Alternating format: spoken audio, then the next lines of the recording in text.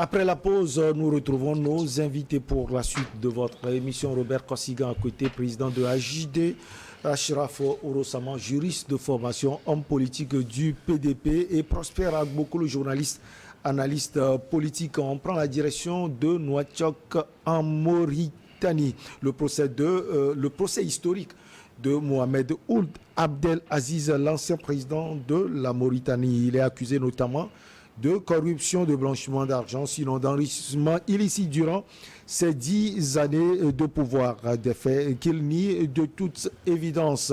À l'ouverture de son procès, c'était mercredi, des Mauritaniens sont venus manifester leur rogne aux abords du tribunal. Alors, on va écouter les deux avocats. D'abord, Maître Taleb Kia, il est membre du collectif des avocats de la défense de l'ancien président, et Maître Lao Gourmo Abdoul, avocat de la partie civile. Ma réaction est que le procès sera unique, que les droits de la défense ne seront pas respectés et qu'on aura affaire à un procès qui ne sera pas équitable. Le procès se déroule de la manière la plus ouverte possible, avec les interventions, parfois très intenses, c'est le moins qu'on puisse s'attendre d'un procès comme celui-là. En particulier, nos confrères de la défense multiplient les incidents, en tout cas tentent de les multiplier, mais d'une manière générale, la police de la séance se déroule très bien et nous attendons donc que cela se continue dans cet esprit qu'on peut dire relativement serein. Allez, on revient avec nos chers invités. Prosper Agboko, on commence par vous. On parle de procès historique parce qu'on parle de corruption, mais pour les politiques également, c'est une histoire entre l'ancien président et son dauphin, qui est l'actuel président aujourd'hui. Oui, selon l'histoire, même l'un était le chauffeur de l'autre à l'époque.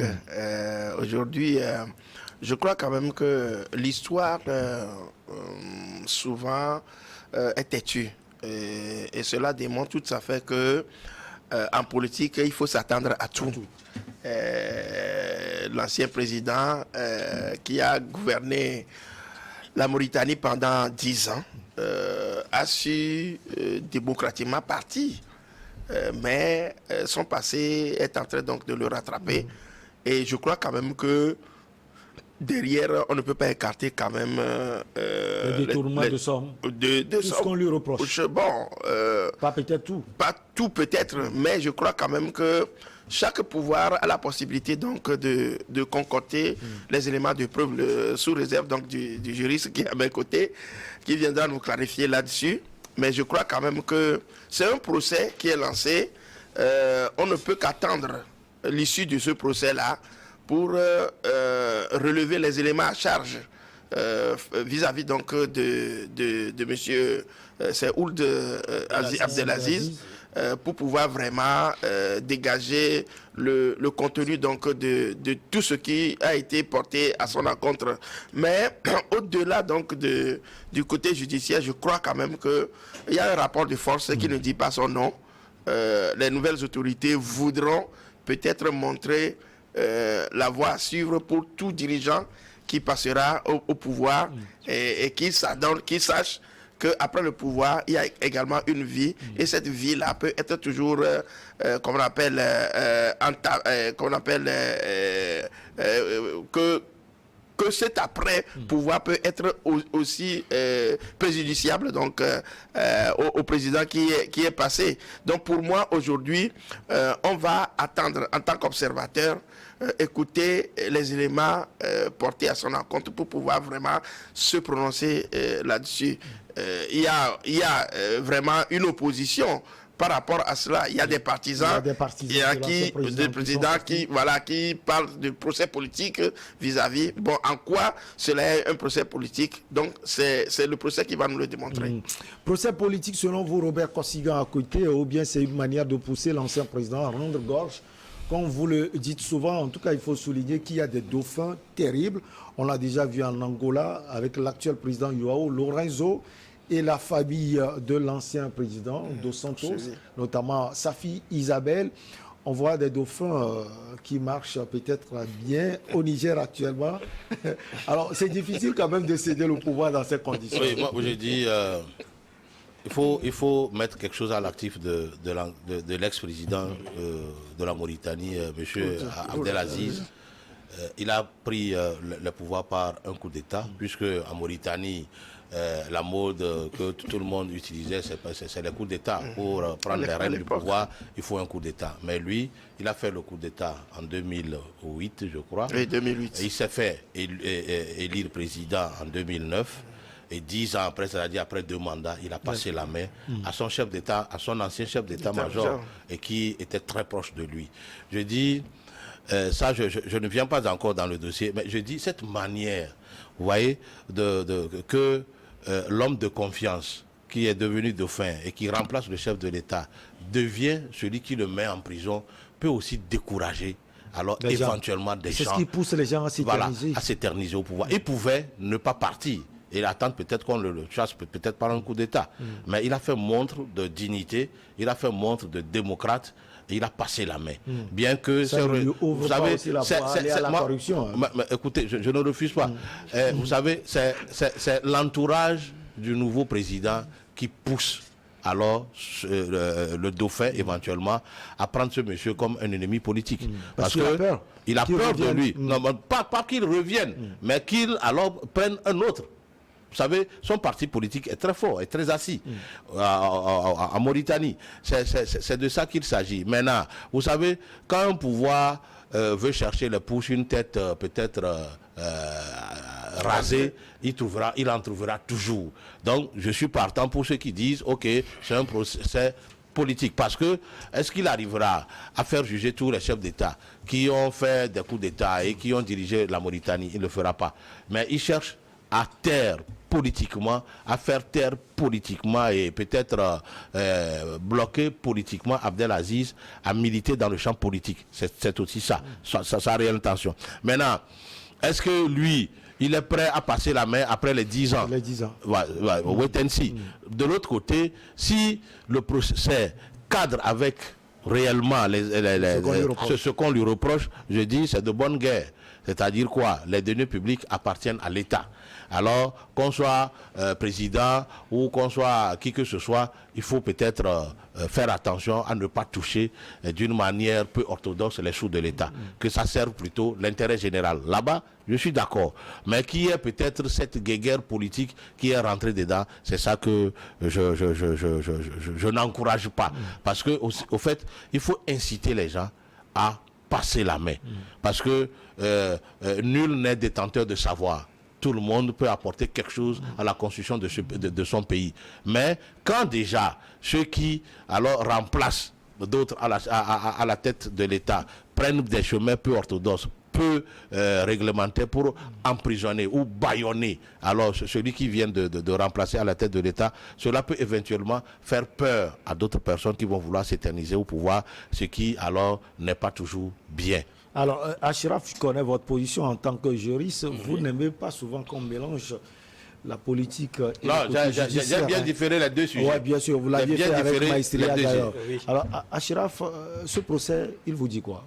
Non, pour moi, j'aimerais quand même souligner une chose. Je crois que la dernière fois, j'ai eu à dire ici que la justice ne doit pas faire l'objet de marchandage et qu'en vertu du principe de la séparation de pouvoir, on ne doit pas soupçonner à chaque fois l'exécutif d'instrumentaliser la justice contre les... Nous connaissons un peu nos gouvernements en Afrique. Oui, certes, on connaît très bien notre environnement, mais cela ne doit pas devenir un dogme. Parce que... il faut plutôt chanter ça pour les gouvernants.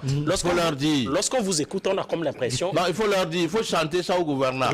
Malheureusement, vous écoute, la pratique y est. Il ne faut pas aussi... Monsieur Robert, il ne faut pas nier. Il ne faut pas nier que il va le reconnaître peut-être dans son développement. Peut-être que dans le PDP, il lutte contre ça, mais actuellement, tout le monde sait que c'est ça. Moi, je vais lui poser des questions sur le PDP. Ça lui fait rire. Bon, oui, pour revenir, je dis tout simplement que on ne doit pas ériger cela en règle. Voilà. On ne doit pas ériger parce qu'aujourd'hui au Sénégal, on soupçonne Macky Sall d'instrumentaliser la justice contre Ousmane Sonko. Même dans notre pays ici, on soupçonne également l'exécutif. Moi, est-ce que les gens ont la preuve des allégations qu'il qu'ils avancent. Donc aujourd'hui, en Mauritanie, il y a un procès qui est très clair. Et qu'en vertu de la séparation des pouvoirs, je crois que la justice est quand même compétente ou habilitée pour mener un certain nombre d'investigations et établir la responsabilité des uns et des autres. Vous savez, constitutionnellement, presque dans tous les pays d'Afrique, je crois bien que en Mauritanie également c'est la même chose, c'est-à-dire que le président de la République ne peut pas être poursuivi pour des infractions dans l'exercice de ses fonctions présidentielles. Mais constitutionnellement, même au Togo, quand vous lisez la constitution togolaise, il peut être poursuivi pour des faits détachables. Vous comprenez? C'est-à-dire des chefs d'accusation ou des infractions qui n'ont rien à voir avec l'exercice de ses fonctions. Avec l'exercice de ses fonctions. Donc, ce qui veut dire que ça, c'est un bémol.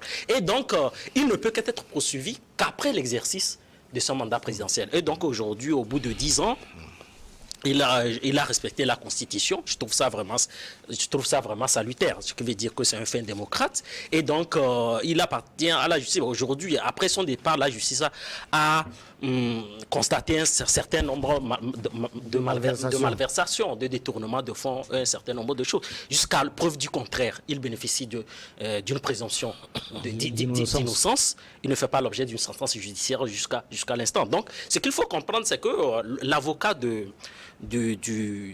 l'ex-président dénonce aussi également la procédure que moi je trouve qui n'a pas aussi très respectée, parce que sur convocation du ministre sans notification de mandat d'arrêt, on le prend et on le maintient. Donc ce qui veut dire que le code de procédure pénale mauritanien n'est pas respecté dans les règles de l'art. Mais comme M. Robert Kossigan le dit, cela ne doit pas se mettre à l'actif de l'exécutif.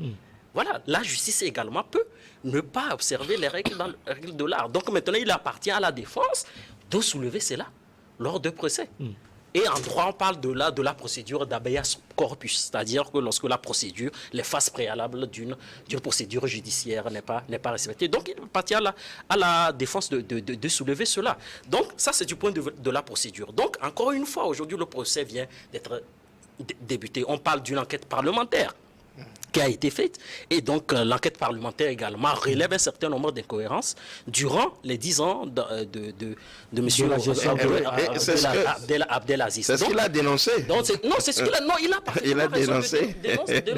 Il bénéficie quand même d'une liberté d'esprit. Il peut dénoncer cela. Et donc, je crois qu'il a un conseil. Il y a un collège d'avocats aujourd'hui qui le conseille. Donc, les faits qu'on le reproche sont suffisamment, extrêmement graves. Et je crois que c'est un peu pour la première fois que dans le monde arabe, qu'on traduit un ex-président de la République devant les juridictions pour faire de corruption. Donc, comme je l'ai dit encore une fois, il faut éviter des suspicions.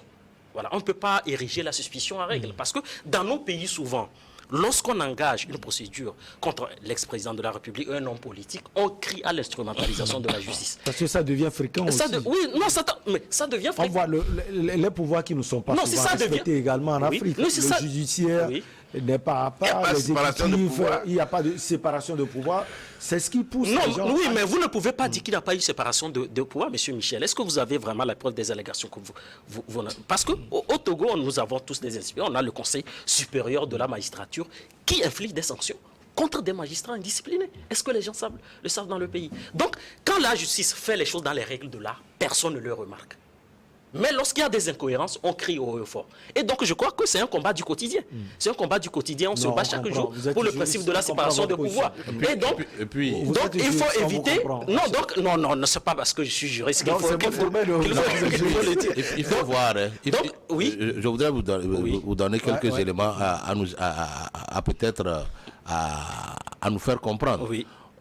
Comment vous pouvez nous expliquer sur les 10 accusé dans le box, ce n'est que lui qui a été arrêté hier soir et placé dans une cage, dans un grillage. Quoi, on a peur de lui, vous voulez dire? Non, est-ce que la loi permet tout ça? En tant que président de la ex-président de la République, on peut lui adresser une convocation pour qu'il vienne au procès. Nous voyons comment Sarkozy va à ses procès. Il va libre, même si on le condamne. Je ne crois pas que il pouvait aussi, la justice peut permettre à ce qu'il soit aussi. Oui, non, mais c'est ce que je viens de dire, que le code de procédure pénale n'a pas été respecté parce que, je l'ai soulevé, parce que le mandat n'a pas été signifié, c'est simple convocation. Que la justice lui accorde, est-ce que ce n'est pas de trop, puisque les autres ont été...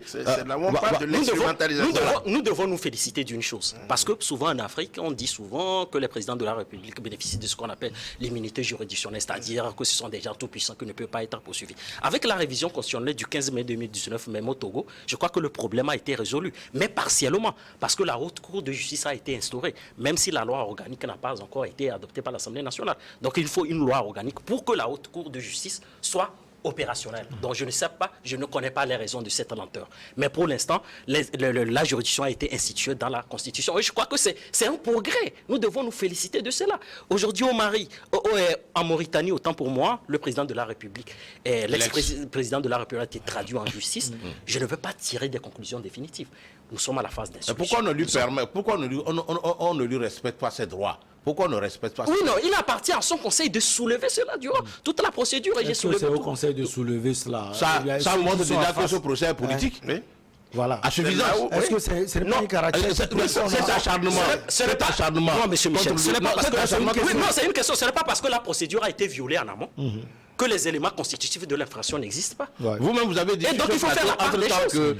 Dès que on n'a pas respecté alors la procédure au départ, il ne faudrait pas qu'on continue le procès. Je crois, avec M. Prosper, lors de notre émission dernière, vous nous avez dit ça ici. Non, je dis lors de la procédure au départ, il va falloir j'ai parlé de la procédure d'habeas corpus qu'on peut soulever. Non, c'est ce que je dis, il faut faire la part de choses. Ce n'est pas parce qu'on a violé, c'est-à-dire la code de procédure pénale d'interpellation, que l'infraction n'existe pas.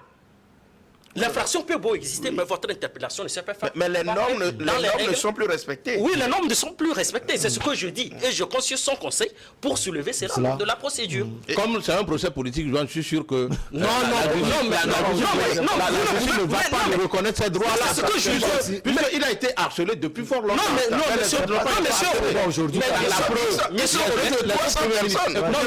le Premier ministre, les hommes d'affaires cités dans ce dossier sont venus libres aujourd'hui à ce procès-là. Mais pourquoi pas lui?